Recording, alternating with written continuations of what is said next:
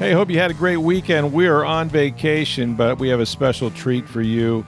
Didn't know if you had a chance to pick up the Tampa Bay Times or go to tampabay.com. Had a chance to visit with really one of my favorite players that I've covered, and that is former Bucs guard Ali Marpet. He was a fan favorite, and his story is very unique in the sense that, he came from Division III Hobart College as a second-round pick, had a terrific career, and at age 28, after making his first and only Pro Bowl, 2 years after winning a Super Bowl with the Bucs, he shocked everybody, including his team and his teammates, by retiring. I had a chance to sit down and talk with Ali, who is, believe it or not, gotten his master's in clinical psychology, now working on his doctorate. He's traveled the world, and he really has a desire to help people with transitions similar to his, or just in life in general. So he's not really sure exactly what he will specialize in the psychology field, but just fascinating. His beautiful family, his wife Megan, he has a new baby Genevieve. So much going on with Ali, but what's unique about it again is somebody at his age. Granted, he made $30 million in his career, but you don't see many players deciding that they want to be healthy again. Very few people were made to be natural 300-pound men. And Ali talks extensively about the battles he had trying to keep that weight on, what it led to or can lead to. But for him, high blood pressure, sleep apnea, using a CPAP, just a lot of different concerns. This is a fascinating two-part interview with Bucs guard Ali Marpet, and it comes sort of just a week or so before training camp, but really enjoyed sitting down with him and catching up with him on all that is going on. So we'll get that in just a minute. And first, I want to remind you guys to go to Breitling Boutique, International Plaza Mall. You've been there, I'm sure. Go to the center of the mall, second floor, you'll find Breitling Boutique. The Breitling company has been in business for over 140 years, making the greatest switch timepieces you'll ever see. And you're going to find their, men's watches, the chronomats, the Navitimers. They also have watches for your wife, your girlfriend. We're talking about beautiful and durable sports watches with a vast array of different colored wristbands. And listen, the customer service in this store, seriously, spend some time there. Go in there, learn about these beautiful watches. They're going to pour you a drink. They're going to find something that fits your budget, and you're going to walk out of there with the greatest watch that you've ever had. Also, while supplies last, and that's important, they're celebrating the NFL's 104th year anniversary with the 32 different team watches in the NFL. 32 NFL teams, 32 different chronomat watches. Each watch has the face is the color of the team it represents. They have the logos. They're spectacular. They're collector's items for sure. And again, it's while supplies last. So get on down there in a hurry before they run out. It's Breitling Boutique. It's at International Plaza Mall. When you go, make sure you let them know they heard about it on Sports Day Tampa Bay. I think the last time you were doing some stuff with men ministries and different things. Tell me kind of what you're in the mental health field. I heard you're going for your doctorate. Is that true? Yeah. So just catch me up on like how you ended up with this transition, which was earlier than most of us expected. Yeah. So again, I think so. As soon as I retired, I was pretty much. I didn't have like a profession in mind. Yeah. I knew that like being of service, like when I retired, it was like I'm going to help to be people. Yeah, exactly. But there was in general there was like a service driven, like that's the thing that I felt like was going to be most exciting for me. Okay. So I started off at Metman doing some like after school stuff with the teens and kids there. They have a great program. Create that they've kind of established. Was that in Tampa or St. Peter? Tampa, yeah. And I was connected to them through the Bucs like throughout the years. Sure. Yeah, you did a lot of stuff out there. And then from there, it was around the time that my wife wanted to also do a change as well. So she wanted to go back to school. So she enrolled at Parsons in New York for design. So she did like a year and a half long program in New York. Oh, okay. So at that point, Did you guys go up there? yeah, so we were in Manhattan for a year. And Okay. At that point, I applied to a bunch of graduate schools for a master's in mental health counseling. Gotcha. So I did a semester at Pace. I know Pace, yeah. Yeah. So I did a semester at Pace for mental health counseling. And when I was there, I was like, this is great. I just want to do a deeper dive. Okay. So I looked at doctoral programs. I was only going to be in New York or Florida. And so there's an APA accredited in-person doctoral program through National Louis University. It's called the Florida School of Professional Psychology. Okay. And I applied to that. And so I've been there kind of ever since. And I'm a full-time student. I just earned my master's. It's kind of on the way to the doctorate. Wow, yeah. And I'm You're going all the way, man. Dr. Marpet. yeah, but hopefully by 2028. Yeah. But it's great because I'm at the point in the schooling where like I'm actually seeing people. Yeah, yeah. So it's a full-time student, but the You're 2 days making a week, difference. you still sit with people, so it's great. Yeah. And the goal is to become, as a clinical psychologist, is to sit with people therapeutically.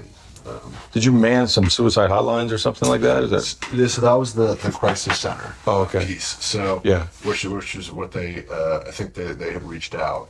So right before I started my doctoral program, I moved down here and I manned the hotline. So the crisis center. So it's called Gateway. It's like that 211 number if you're going to call in a crisis. And I did, pretty extensive training so I could sit down and give people resources and stuff like that at the call center. And I did that because I was trying to, again, get my feet wet. Yeah. Being able to sit with people. Practical experience. Really difficult situations that like I didn't need to have a clinical training for. Like there's it's really hard to get in front of people without the training. Yeah. And so the crisis center provided that, and I was also able to gain so much because it is like rep after rep there. It is nonstop calls for. That's got to be eye-opening in and of itself that many people are in need, right? That they're calling the lines. And Yeah, I mean, yeah, no question. The need in the community is massive, and the crisis center does such a fantastic job of like trying to be able to meet that need. But it's a tougher job, just because it's relentless. yeah. But How does that help your mental space? Like when you go through that all day, and it's kind of like, I'm sure it's rewarding if you can talk people through their crisis, obviously, and help them. So that's its own reward. Yeah. But by the same token, that's not a happy-go-lucky day. Like you're feeling their stress and trying to save them. yeah, I And think that there's probably a part of me though that's used to Yeah. high level stress. Right. What are we talking about? So You're made for it. So like I genuinely think my capacity for being able to sit through high stress situations Yeah. does feel like pretty practiced. Yeah. So while it's different before, Yeah. like my baseline feels pretty. Yeah. Your heart rate doesn't pump too hard. No. So it has to be pretty stressful for that to happen. Yeah. But yeah, so I think it actually is something that translated really well. And what's also really great about the crisis center, honestly, was like talk about like the reps that I was getting. So Oh, yeah. I want to be really good at what I That's do. practical. Yeah. And like it's again similar to football. It's like Yeah. how many people can you get in front of, and like so the crisis center was really great experience and really great training too. For both of those things. So What was the span that you were helping them out? it was only I think like a summer. Okay. It was about a summer. I intended to do more. Like last summer or summer before? No, it was, it would have been the summer before going to my doctoral program. So Okay. it would have been 2023, Gotcha. I think. So now you just full doctoral program at this point as a couldn't- student. yeah, You I can do couldn't. both. Yeah. No, it's It's too much work. yeah, no, like there's just not enough hours. The doctoral program is, nobody's working. There's some people who do some part-time stuff. Yeah. Yeah. But yeah, it's full-time and it's great. Can't imagine. Well, you're used to hard work and stress and all that stuff. Ultimately, like, what do you see yourself doing with the doctorate degree? Like, when you get it? Yeah, what's really I think cool about getting a doctorate degree, which is different than what I was pursuing it at pace of the Masters is kind of the flexibility with it. Like I've seen a lot of people in the space that do a lot of different interesting things. Yeah. Like, I'm not saying I want, but like But it's available to you, that's obviously. available. Yeah. There's so many doors that can open. Yeah. And we'll have a general framework of wanting to do therapy. Whether I open my own private practice, I don't know. Right. Whether I'm with somebody else, I don't know. Right. But I do think that's a component of it. I think there's a component of like partnering with other nonprofits and like helping them out. I also think there's a component of like the sports psych Sure. stuff. Absolutely. All my training is in sports psych. I Yeah. think I'll be able to pick up on some of that stuff. Yeah. And whether it's working with a team or working with athletes or even for former athletes. Sure. So not just from Performance based, but yeah, transition and all that. all that. Yeah. So I think what's really interesting about my framework generally within the mental health space is like the full spectrum of mental health. So I'm getting the clinical training for like those higher needs stuff, like those more severe persistent Crisis. mental health crises. Yeah. And then eventually learning about how to do the performance stuff, which I feel like will come a little more naturally. But that whole spectrum of mental health and mental wellness, rather. Wow. That's cool. Like we were talking about just your circumstance and just like what, and I was thinking about this, you know, you dealt with your own, and I think every athlete does. And listen, having done this for so long, it's the closer you get to it, like I just go, wow. You know, I played college baseball, right? And that had its own pressures, but I was done after that. But like the NFL, I don't have to tell you, like, whew, like that is a meat grinder. Like that the physical, just the physical, you know, part of it. And then of course to achieve to your level and then, you know, constantly competing and trying to stay healthy and, you know, there's so much mental space being used and physical, which the physical can become mental, right? And I think with you, like when you retired at 28, I remember the gas station I was at, literally, right? Because I think everybody had like, like what? Yeah. You know, I'm sure the Bucs did, right? Yeah. But you go to a Pro Bowl, you've won a Super Bowl, you go to a Pro Bowl, and there's the notice. You know, I'm good. I want to live healthy. Blah blah. So we can talk about the health part of it. Maybe that was the overriding thing at the time, but also mentally, like why did you at that point feel like for me, I gotta live a different life right now. Even though God knows you just been to the Pro Bowl and a Super Bowl the year before, so you're at the pinnacle of your particular profession and at an age where you certainly had more meat on the bone. Sure. And I think a lot of players would like to have the courage to do what you did. Sure. And probably talk to you about that. But like, what got you there? Yeah.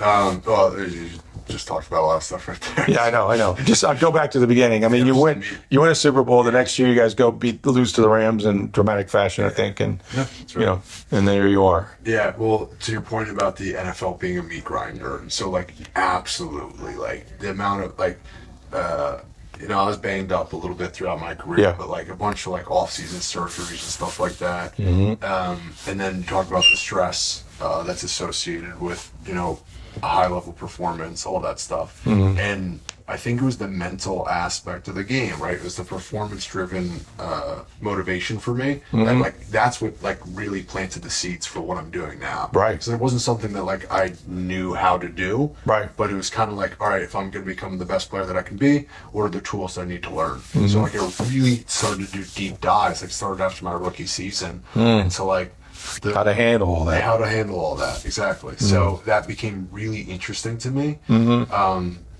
And again, that's kind of what has led me to what I'm doing to this now, field. Yeah, there's a combination of like that, and then also the service, right? So like that's what's led me to wanting to be able to help people. So those two things. Yeah. As far as what led me to this, like the decision to walk away, I mean, I've talked about like the physical grind of it, right. But really, it's just like there's kind of this disconnect in like how I wanted to live my life and how I sort of not forced, but if I required to live my life to be the best player that I could be. Because like there are some people that can like balance a little bit of both. Mm-hmm. But I'm so all in, and like if I'm like 90% in on the NFL, like just felt like such a it felt unfair to my teammate. It just felt unfair. It felt unfair. It's just like not the way that I can go about things. So like to have this sort of like it's not even half in, half out, but like I'm in all or nothing. So if there's any aspect to me that's like not in on the NFL that doesn't feel like good, then I didn't feel right, didn't feel authentic to me to continue. Like I love like traveling and some of the stuff that I've done post retirement. I was able to climb Kili. I've done like a bunch of really cool travel experiences. My wife and I don't need to talk about all those. No, go ahead. No, Love to hear. as soon as I retired, it was Greece, Italy. My dad and I went to India, Japan, Thailand, Hawaii. All these things that were kind of on my bucket list that I really wanted to do. See the world, yeah. Exactly. I didn't feel like I could do as a player because like, I'm always training, eating. Like, have you been to any gyms in Europe? It's a joke. I mean, so Yeah, you really can't take the time. I didn't feel like I could. Yeah. I think it's possible for people too. I just knowing me, I didn't feel like I could if I was going to give it everything that I had. Yeah, you'd be cheating the game yourself, whatever. Exactly, to feel like I was doing so. And it's possible, it's likely that by doing those things, I could have been a better athlete, but at least at that time, it felt like, no, like these are the clear, if you want to be the best player, this is the clear steps that you have to take to become the best player.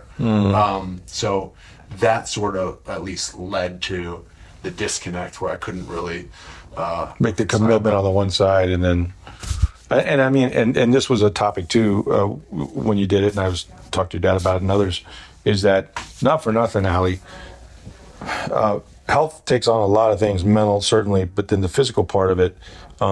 God did not make a lot of 300-pound men. Just didn't. You know, you're as big a human as most people will ever be, and yet what you and other offensive linemen or defensive linemen have to do in order to maintain that size or get even bigger or stronger is not something that any of us would necessarily want for ourselves, and it's not talked about, quite frankly. So how did you become a 305-pound offensive guard and maintain that? And how unhealthy did that make you feel when you had to do it? Yeah, so I to your point, as far as some guys, there's not a lot of 300-pounders that are just walking around. There are, like Tristan. Oh yeah, like there's some guys out there that like I know, like that's where you're supposed to be. I wasn't one of them, so it took a little bit more effort to get to that point. Yeah, and it was a slow progression from college. Sure, it's just like clearly, again, the same sort of track where it's like the North Star of how do you become the best player. Right, you put on weight. It's going to be the best offensive lineman. Right. So I was again very deliberate in my approach. I ate to the point where like I was never hungry. I told some of these stories, but like I'd watch diners driving the dives just to get myself hungry again. Off alarms on my phone just to keep eating. That started to slow down a little bit in the league, but as I was gaining, that's what I had. To get there. To get there, but again, like I was diagnosed. I had high blood pressure. I was taking medication for high blood pressure. Hypertension comes with it. I had sleep apnea. I was sleeping with a CPAP, and it's like not everybody. Most guys don't experience that, but like because I was pushing my body to that point, I was experiencing that, getting some of that, like your body's like, hey, you're not supposed to be you're a bigger guy, but not that big. Right. Health issues related to what we would say obesity in general. And with that, diabetes could occur, blood sugar goes off the chain, all the cholesterol stuff. Every time there's we did like an annual blood test, it's like, please don't be like pre-diabetic. Yeah, right. We'll have to take something. Yeah, exactly. It's like, I don't want to do this. Yeah. And so one of my core values is just like, it's your physical health. It's like what you got. So it's like, it was hard for me to reconcile. Right. That sacrifice. Yeah, exactly. Yeah. On a typical day, how many calories were we talking about? Did you have to keep track of stuff like that? Or? I got good at being able to just know. Yeah, that's one of the reasons. It's really hard to estimate calories. Yeah. I think I was actually just looking. But was there the shake at night, or was there certain things you had to do? Shakes. 1,000-calorie shake after practice. Yeah. Like those kinds of every day. I mean, just those kinds of things that were nonstop. I think it was only around 4,500 or something like that. Yeah. I wasn't absurd, but again, I got good at understanding, which is like how I was able to lose weight. I was so petite keyed into like what I was eating. It's just like, Yeah. this is to flip the switch the other way. Like I know. You just turn that one off, and then I know how this works. Is you have the calories in, calories out. For me, and I had a lot of time that a lot of people don't have. Yeah. And You get resources. more, like, there's a lot of things that made it easier for me. Right. But like that, also the fact that I was so tied into what I was eating. So yeah, you knew what the switch on, switch off was going to be. yeah. But then you start, like to your point, you started to work hard to get to where you wanted to be, health wise. Yeah. I mean, but again, I was able to pull on like habits that made it like frictionless. Like I already had the eating awareness and intentionality. I already had the exercise. Like You already weightlifted, you already did all that stuff. Yeah. It's just I tapped in. It was so frictionless because I've already built the base of those habits. Yeah. So it was like just easy to tap into. Fortunately. Well, you look great. How much did you lose? I'm 240 pounds, so was that 315 at my biggest probably. Is that 315 to 240? 65 pounds, yeah. So Yeah. Yeah, something like that. Significant. And so, how do you feel, like from a health standpoint? Like, how different is it from energy and stuff like that? Yeah, it's great. Like, I think, last 2 weekends ago, my brother and I went for like a 80-mile bike ride. Oh my We were God. for like 101. I'm able to run. Like, I've never been able to run in my life. Like, actually, You run now? I mean, not like all the time, but I take my daughter in the jogging stroller and my dog for like 1.5 runs, and I do 5-mile runs at that. Like, and I feel I'm not like hurting. Yeah. You're not sore. Yeah, like I remember, like it blew my mind how people could run when I was like 200 pounds. I was like, this just doesn't. Especially down here. Especially down here, and I'm like, oh, this is fine. Like, this isn't that bad. Yeah. Like it used to be like I couldn't even conceive. We're dragging a lot of weight. Yeah. It's so much different. Yeah. So How many players would you guess, if it weren't for, and everybody's different, right? But if it weren't for what that game brings them, and everybody has a different why. Like, why do you play? Oh, I play to help my family. I play for the money, or I play because I want to do the best of all time, or whatever. But how many guys came up to you and said, "Oh man, I wish, can't say it on the record, but boy, I wish I had the kind of courage that you had, or I had the kind of ambition or desire to do exactly what you're doing, because this is really hard, and I'm at that point." With other guys that would have liked to have followed your suit, yes, but for one reason or another didn't. Guys, I think, would, in some capacity. Yeah. Everybody, because of how difficult it is, toys with it. Like it's like the constant thing, right? Yeah. Because something's that hard, it's like, what's my out? And guys think about it. And again, it's a great privilege. It's not like it's fantastic. Yeah. It really is. But it doesn't mean it's not hard. Right. Or unhealthy. Or unhealthy for some guys, or it's not a strain on some aspects of the relationship or whatever. Yeah. And so I think because of the difficulty for a lot of guys, that's one thing. But then also, like, what's the alternative? I think. And I didn't necessarily know what the alternative was. I was confident-ish that it would work itself out. Yeah. And I guess, like, from a mental health standpoint, like, that's that might be something you do down the road in terms of the transition. Military has this problem as well. You've probably been to MacDill a lot, and I happen to we just happen to know the general over there. But it's a similar thing, right? Like, you've given your life, maybe not from a physical standpoint, but maybe from physical, but you've given your life to one discipline for so long, and then there comes a time where they will tell you to retire, in the military at times, and it's like the same thing. Well, what am I going to do next? You seem to kind of have an idea that you wanted to help people, and you did have an interest in the mental health aspect of things. But, I mean, how many guys and people in all professions struggle with what's my next chapter? Because, like, your profession and professional sports in general, you're young men. You were 28. If you played 4 years in the NFL, you're 26, and that's the average, right? Or the most that most guys do. You've made a bulk of your money. There's got to be, like, how do I replace that Sunday at 1:00 kind of adrenaline, right, in your life somehow? I mean, yeah. So I think you talked about a lot of really important things. I think, firstly, the transition from when an identity feels so entrenched or like just ingrained, right? Like whether it's the military or anybody who's experienced, if someone's retiring after 40 years in the workplace or whatever it may be, there's so much of your identity that's tied up in that. Yeah. And that process is extremely challenging. And I think that's one that I'm interested in and would love to help people work through. I think that there was another point that you made as far as not just the change.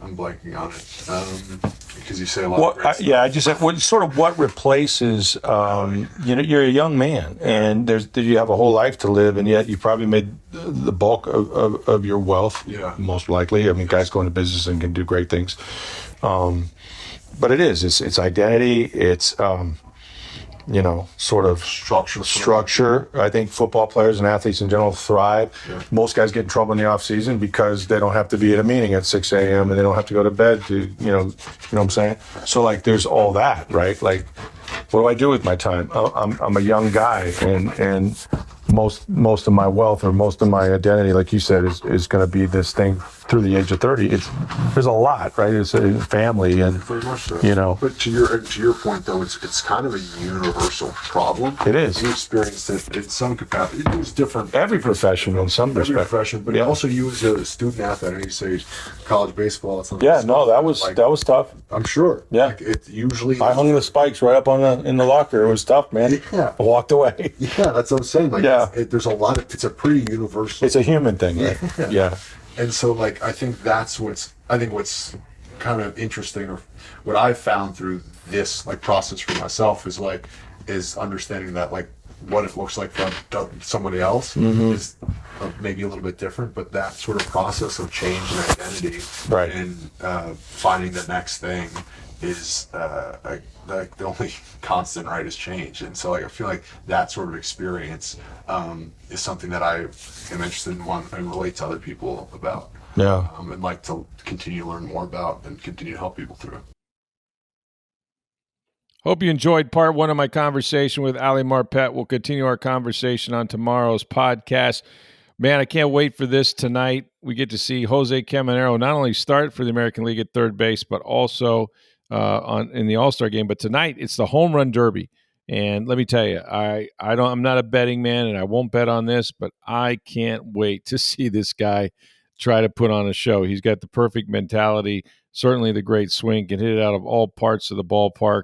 And at 22 years old and just turned, he's ready for a big moment. So that'll be fun to watch. Make sure you get on down to Breitling Boutique International Plaza Mall. Check out the beautiful watches they have there, the Navitimers, Chronomats for men, women's watches as well, sports watches for her, and the NFL team watches while supplies last. It's Breitling Boutique. Let them know that you heard about it on Sports Day Tampa Bay. For Steve Burstick, I'm Rick Stroud of the Tampa Bay Times. Have a great day, everybody.